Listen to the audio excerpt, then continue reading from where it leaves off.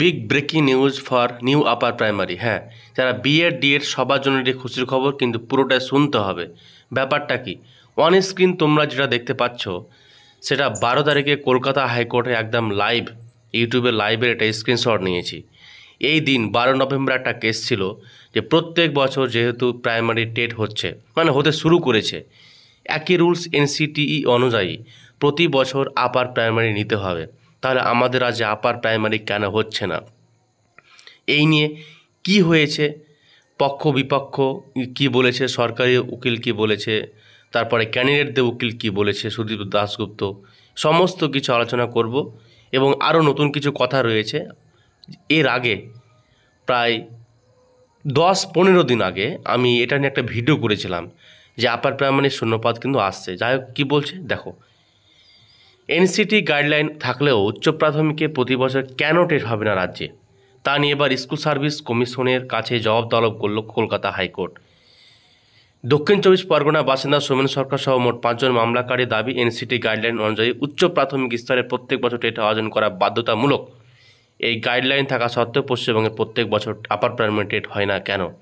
তারা প্রত্যেকে টেটে বসার যোগ্য, অথচ দীর্ঘদিন টেট না হওয়ার কারণে তারা সুযোগ থেকে বঞ্চিত হচ্ছে। তারপরে দেখো, ক্যান্ডিডেটদের যে উকিল সুদীপ্ত দাশগুপ্ত এবং যে বিচারপতি ছিল সিঙ্গেল বেঞ্চে, যার এজলাসে মামলাটি উঠেছিল, তার নাম সৌগত ভট্টাচার্য, তিনি বলেছেন যে পশ্চিমবঙ্গের উচ্চ প্রাথমিকে শেষবারের মতো টেট হয়েছিল, মানে সুদীপ্ত দাশগুপ্ত সৌগত ভট্টাচার্যকে বলেছেন যে 2015 সালে, তারপর আজ কোনো টেট হয়নি। এবং এ রাজ্যে টেট না হওয়ার কারণে তারা অন্য রাজ্যেও কিন্তু তারা নিয়োগ থেকে বঞ্চিত হচ্ছে। তো এগুলো ব্যাপার নিয়ে মামলাকারীদের বক্তব্যের প্রেক্ষিতে, নিচের দিক থেকে 3 নম্বর লাইনে বলছে, বক্তব্যের প্রেক্ষিতে সৌগত ভট্টাচার্য বলেছেন যে এদেরকে নতুন টেটের ব্যবস্থা করতে হবে। কেন নিচ্ছে না সরকার, এর জবাব কিন্তু দিতে হবে। এই নিয়োগ প্রক্রিয়া শেষ না হলে কিভাবে নতুন টেট নেওয়া সম্ভব, এটি বলেছেন সরকারি উকিল। বিচারপতি ভট্টাচার্য তখন জানিয়ে দেন মামলাকারীদের নিয়োগ প্রক্রিয়া নিয়ে কোনো প্রশ্ন তোলেনি, তাদের বক্তব্য এনসিটি গাইডলাইন আছে, তা সত্ত্বেও টেট কেন হচ্ছে না। তখন তিনি বিচারপতি বলেছেন যে বিষয়টি 4 সপ্তাহের মধ্যে হলফনামা দিয়ে আকারে জানাতে হবে স্কুল সার্ভিস কমিশনকে যে কেন তারা টেট নিচ্ছে না। সে সঙ্গে মামলাটি গ্রহণযোগ্যতা নিয়ে রাজ্যে যে প্রশ্ন তুলেছে তা একেবারে নাকচ করে দেয়নি। তারপর তোমরা অন স্ক্রিন দেখতে পেয়েছো, নিজের মতো পড়ে নেবে। হ্যাঁ, এবার আমার ইম্পর্টেন্ট কথায় আসি যে আপার প্রাইমারি রিক্রুটমেন্ট 2014-15 সালে যে পূর্ণ রিক্রুটমেন্ট, সেটা কিন্তু কমপ্লিট হয়ে যাবে মার্চ মাসের মধ্যে, ফেব্রুয়ারি মার্চের মধ্যেই। তারপরে শূন্যপদ জোগাড় করতে শুরু হবে জুন মাস পর্যন্ত। নতুন নোটিফিকেশান আসতে আগস্ট চলে আসবে। এক্সামটা নভেম্বর-ডিসেম্বর মাস পর্যন্ত হবে। বললাম একটু মিলিয়ে নেবে যদি কোনো কেস না হয়। তো আমি যে কথাগুলো বলছি এর কোনো বাস্তব ভিত্তি আছে কি? বাস্তব ভিত্তি SLST এখনও হবে না, আইনি প্যাচে আটকে আছে।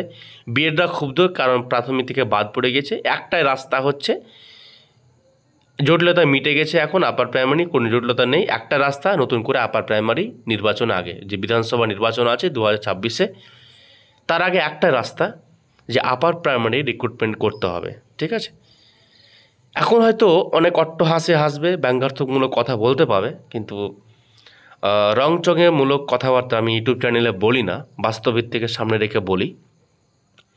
সময় আসলে বুঝতে পারবে, কিছুটা দিন যাও, আস্তে আস্তে অনেক ইউটিউব চ্যানেল এই আপার প্রাইমারি নিয়ে তুলে ধরবে।